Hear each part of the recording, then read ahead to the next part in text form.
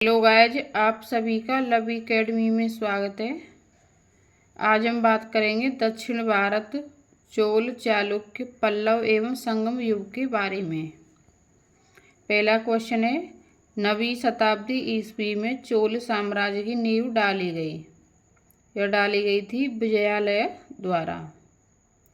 अगला क्वेश्चन, वह मंदिर परिसर जिसमें एक बाहरी भरकम नदी की मूर्ति है जिसे भारत की विशालतम नदी मूर्ति माना जाता है, वह है बृहदीश्वर मंदिर। तंजौर का बृहदीश्वर मंदिर जिस चोल शासक के काल में निर्मित हुआ था वह था राज प्रथम के। चोलों का राज्य फैला था कोरोमंडल तट, दक्कन के कुछ भाग तक। चोलों ने पांड्य तथा शेर शासकों को पराजित कर प्रायद्वीपीय भारत पर प्रारंभिक मध्यकालीन समय में अपना प्रभुत्व स्थापित किया।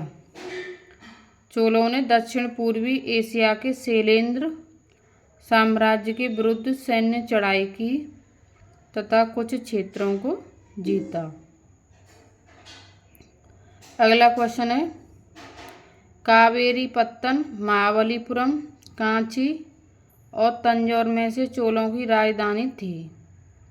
वह थी तंजौर।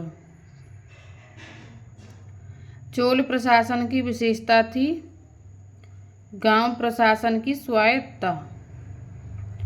वह दक्षिण भारतीय राज्य जिसमें उत्तम ग्राम प्रशासन था वह था चोल। चोलों के अधीन ग्राम प्रशासन के बहुत से ब्यौरे जिन शिलालेखों में हैं वे हैं उत्तर मैरूर में।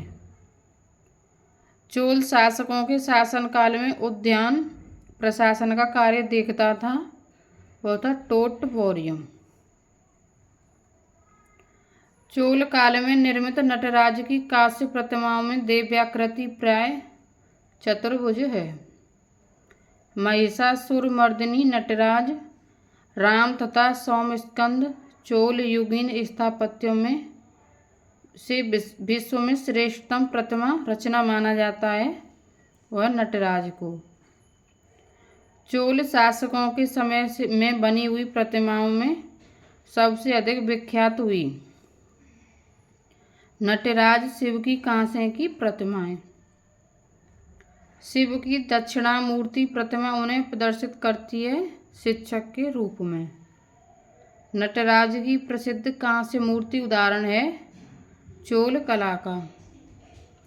अगला क्वेश्चन, 72 व्यापारी चीन भेजे गए थे कुलोत्तुंग प्रथम के कार्यकाल में। चोल, चेर, पल्लव एवं राष्ट्रकूट में से दक्षिण भारत का वह राजवंश जो अपनी नौसैनिक शक्ति के लिए प्रसिद्ध था वह है चोल। चोल शासकों में जिसने बंगाल की खाड़ी को चोल झील का स्वरूप प्रदान कर दिया वह था राजेंद्र प्रथम। गंगे कोट चोलपुरम की स्थापना की थी राजेंद्र प्रथम ने। वह चोल राजा जिसने जल सेना प्रारंभ की थी राजराज प्रथम ने। चोल शासक जिसने श्रीलंका के उत्तरी भाग पर विजय प्राप्त की राजराज प्रथम ने।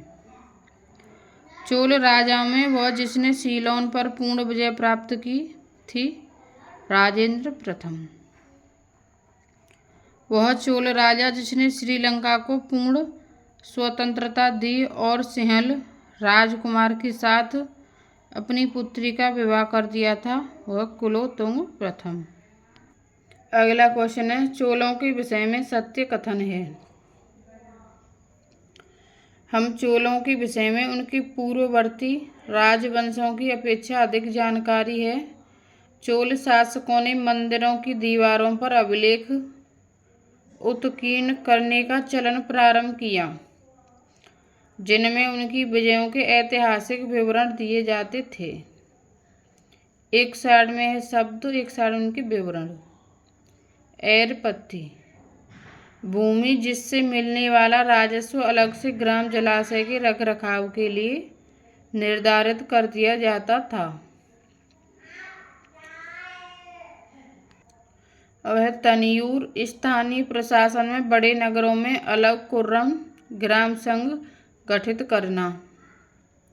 गट्टिका प्राय मंदिरों के साथ संबंध विद्यालय। श्रेणी नगरम नाना देशी तथा मणिग्राम में से विदेशी व्यापार से संबंध संस्थाएं थी नाना देशी तथा मणिग्राम। प्राचीन भारत का वह महत्वपूर्ण व्यापार केंद्र जो उस व्यापार मार्ग पर था जो कल्याण को बैंगी से जोड़ता था वह था तगर। चालुक्य वंश का सबसे महान शासक था पुलकेशिन द्वितीय। चोल चालुक्य पाल तथा सैन में से वह वंश जिसके द्वारा प्राय महिलाओं को प्रशासन में उच्च पद प्रदान किए जाते थे वह चालुक्य। चालुक्यों की राजधानी थी वातापी में। संस्कृति के कवि और नाटककार कालिदास का उल्लेख हुआ है पुलकेशिन सेकंड के ऐहोल अभिलेख में। वह शासक जिसने सिंहल द्वीप के विरुद्ध 642 ईस्वी में 2 समुद्री अभियान भेजा था वह नरसिंह वर्मन प्रथम। प्राचीन संस्कृत ग्रंथों में प्राप्य यवन प्रिय शब्द द्योतक था काली मिर्च का। संगम साहित्य में तोलकाप्यम एक ग्रंथ है तमिल व्याकरण का। शिल्पाधिकारम का लेखक था एलंगो ओडेगल। एक तरफ है ग्रंथ और दूसरी साइड है विषय। देखेंगे तिरुकुल्लरल दर्शन, तोलकाप्यम व्याकरण, शिल्पाधिकारम प्रेम कथा, मणिमेखले वणिक कथा। शैव संतों के लेखन के संग्रह को 5वां वेद भी समझा जाता है। इस संग्रह का नाम है तिरुमुराय। पूर्वी भारत में प्रमुख भारतीय रोमन व्यापारिक स्थान था अरिकामेडु। ईसा की प्रारंभिक शताब्दियों में भारत तथा रोम के बीच घनिष्ठ व्यापारिक संबंधों की सूचना प्राप्त होती है अरिकामेडु पुरास्थल की खुदाइयों से।